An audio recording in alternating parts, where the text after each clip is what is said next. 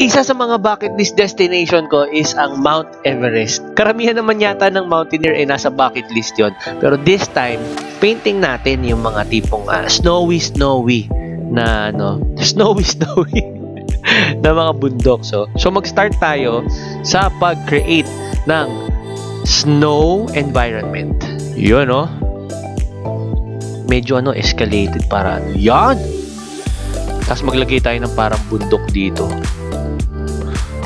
Diba? Parang aakyat nga tayo doon sa tuktok eh. Yun, no? Sheesh! Tapos maglagay tayo ng bundok doon sa malayo. Para kunwari, siya, ridge.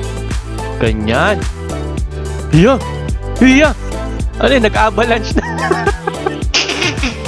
Nag-avalanche, guys. Boom! May avalanche na nangyayari doon sa dulo. Ako, exciting, oh. Oh. Ba't walang snow dun sa dun sa tuktok? Dapat may snow dun. Yan.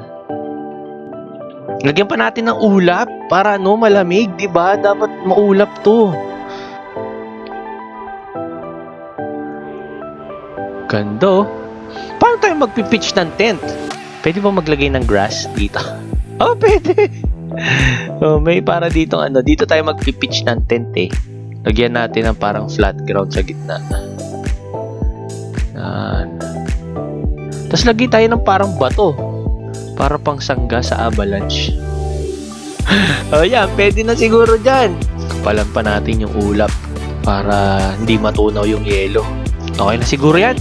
Baka abutan pa tayo ng avalanche. Comment down below kung ano yung next scene na ating ipe-painting. Let's go!